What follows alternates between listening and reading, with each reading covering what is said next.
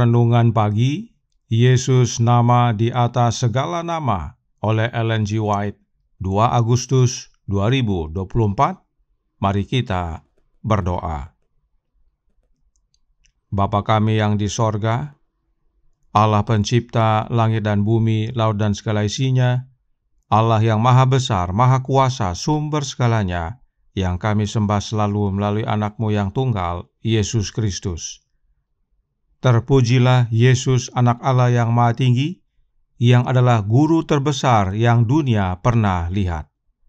Pada pagi hari ini kami bersyukur boleh bangun dan berbakti, dan sebagaimana membaca dan mendengarkan nasihat firman-Mu, kiranya ini menjadi sukacita bagi kami semua, karena Yesus masih mengajar kami dan bahkan menyertai kami sampai kepada kesudahan oleh kehadiran Roh-Nya. Beserta kami sepanjang perbaktian ini, kehendak-Mu yang jadi. Ampun kami akan dosa dan salah, karena kami berdoa hanya dalam nama Anak Allah yang tunggal, Yesus Kristus, yang adalah Tuhan dan Juru Selamat kami. Amin. Renungan hari ini akan dibacakan oleh Saudara Yansen Siregar. Kepada Saudara Yansen, kami persilahkan. Selamat pagi. Renungan pagi tanggal 2 Agustus 2024 berjudul Guru Terbesar. Ayat inti terdapat dalam Markus 4 ayat 2. Dan ia mengajarkan banyak hal dalam perumpamaan kepada mereka. Agama Kristus tidak pernah merendahkan penerimanya. Hal ini tidak pernah menjadikannya kurang ajar atau kasar, tidak sopan atau mementingkan diri sendiri, penuh gairah atau keras hati. Sebaliknya, hal itu memperhalus cita rasa, menyucikan penilaian, dan memurnikan serta memuliakan pikiran, membawa mereka ke dalam tawanan kepada Yesus Kristus. Cita-cita Allah bagi anak-anaknya lebih tinggi dari apa yang dapat dicapai oleh pemikiran tertinggi manusia. Allah yang hidup telah memberikan dalam hukum sucinya suatu salinan karakternya. Guru terbesar yang pernah dikenal dunia adalah Yesus Kristus, dan standar apa yang Dia berikan kepada yang di surga adalah sempurna. Matius 5 ayat 48. Sebagaimana Tuhan itu sempurna dalam lingkup tindakan yang tinggi, demikian pula manusia bisa sempurna dalam lingkup kemanusiaannya.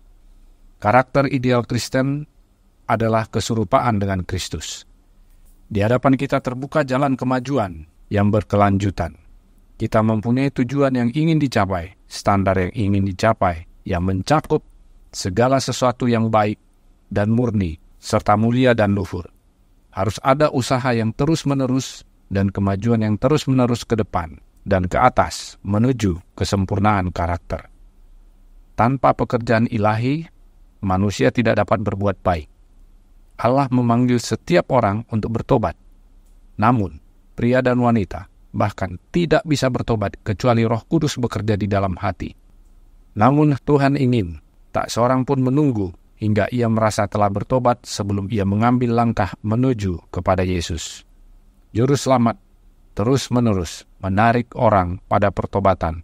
Mereka hanya perlu tunduk untuk ditarik, dan hati mereka akan luluh dalam penyesalan. Kepada manusia diberikan bagian dalam perjuangan besar demi kehidupan kekal. Manusia harus menanggapi pekerjaan Roh Kudus. Dibutuhkan perjuangan untuk menerobos kuasa kegelapan, dan Roh bekerja di dalam dia untuk mencapai hal ini.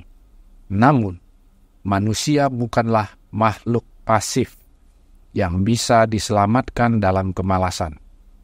Laki-laki dan perempuan dipanggil untuk mengerahkan seluruh otot sumber dayanya. Tidak ada manusia yang bisa diselamatkan dalam kelambanan.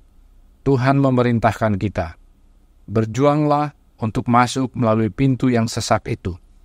Sebab aku berkata kepadamu, banyak orang akan berusaha untuk masuk, tetapi tidak akan dapat. Lukas 13 ayat 24. Dikutip dari Counsels to Parents, Teachers and Students, halaman 365 dan 366. Terima kasih, dan Tuhan Yesus memberkati. Terima kasih atas penata layanan Saudara Yansen. Tuhan Yesus memberkati. Selamat pagi saudaraku dalam Tuhan. Renungan hari ini dengan jelas menyatakan bahwa Yesus Kristus adalah guru terbesar kita. Kenapa? Bukan hanya karena mengajar kita, namun Roh Nubuat juga berkata dalam Christ Object Lessons, halaman 107 paragraf 6. Daripada buku-buku yang berisi anggapan-anggapan dari para penulis yang terkenal hebat, mereka memilih firman dari Dia yang adalah penulis terbesar dan guru terbesar yang pernah dikenal dunia, yang telah memberikan nyawanya untuk kita, supaya melalui Dia kita beroleh hidup yang kekal. Yesus adalah guru terbesar karena Dia hidupkan apa yang Dia ajar. Dia rela serahkan nyawanya supaya barang siapa yang percaya tidak binasa, tetapi beroleh hidup yang kekal. Kemudian, pelajaran yang Yesus bawa bukan dari dunia ini. Counsels to Parents, Teachers, and Students, halaman 50, paragraf 3. Kristus adalah guru terbesar yang pernah ada di dunia. Ia membawa pengetahuan langsung dari sorga kepada manusia. Pelajaran yang Ia berikan kepada kita adalah apa yang kita butuhkan untuk masa kini dan masa depan. Ia menetapkan tujuan hidup yang sebenarnya bagi kita dan bagaimana kita dapat memperolehnya. Pengetahuan langsung dari sorga itu bukan hanya untuk di dunia ini, tetapi juga untuk di dunia baru nanti. Pengetahuan langsung dari sorga itu adalah untuk hidup benar dan memperoleh keselamatan. Sekarang, bagaimana Yesus hadir dalam hidup kita sebagai guru terbesar? Perhatikan kutipan berikut ini dalam Counsels to Parents, Teachers, and Students, halaman 417, paragraf 3. Biarlah para pendidik memberi ruang bagi Roh Kudus untuk melakukan pekerjaannya di hati manusia. Guru terbesar diwakili di tengah-tengah kita oleh Roh Kudus. Yesus hadir dalam hati kita oleh kehadiran Roh Kudus di dalam hati kita dan mengizinkan Roh Kudus bekerja. Namun perhatikan juga Roh Nubuat berkata dalam Christian Leadership, halaman 45, paragraf 1. Orang tersebut perlu mempelajari pelajaran penting setiap hari dari guru terbesar yang pernah dikenal dunia. Kristus harus tinggal di dalam hati orang tersebut, sama seperti darah harus berada di dalam tubuh dan beredar di sana sebagai kekuatan yang memberi kehidupan. Sebagai guru terbesar, Kristus harus tinggal di dalam hati kita. Tadi Roh Nubuat berkata bahwa guru terbesar hadir di dalam hati kita diwakili oleh kehadiran Roh Kudus. Sekarang Roh Nubuat berkata, Kristus harus tinggal di dalam hati kita. Apakah Roh Kudus yang dimaksudkan adalah Kristus? Oh, sudah pasti. Sebagai bukti, mari kita ikuti penjelasan berikut ini. Dimulai dengan renungan hari ini berkata dalam Jesus Name Above All Names, halaman 228, paragraf 5. Allah memanggil setiap orang untuk bertobat, namun pria dan wanita bahkan tidak bisa bertobat kecuali Roh Kudus bekerja di dalam hati. Artinya, pertobatan adalah pekerjaan Roh Kudus dalam hati kita. Nah, perhatikan, Roh Nubuat juga berkata dalam Steps to Jesus, halaman 21, paragraf 4. Roh Kristus menuntun kita untuk bertobat dan diampuni oleh Allah. Artinya, pertobatan itu adalah pekerjaan Roh Kristus. Nah, apakah ada dua roh yang bekerja untuk menuntun kita kepada pertobatan? Sudah pasti tidak. Karenanya, Roh Kudus itu adalah Roh Kristus. Tidak heran Roh Nubuat dengan jelas berkata dalam suratnya nomor 11A tahun 1894 paragraf 23 yang berkata, Roh Kudus adalah Roh Kristus yang diutus kepada semua orang untuk memberikan mereka kecukupan, sehingga melalui kasih karunia-Nya kita bisa menjadi sempurna di dalam Dia.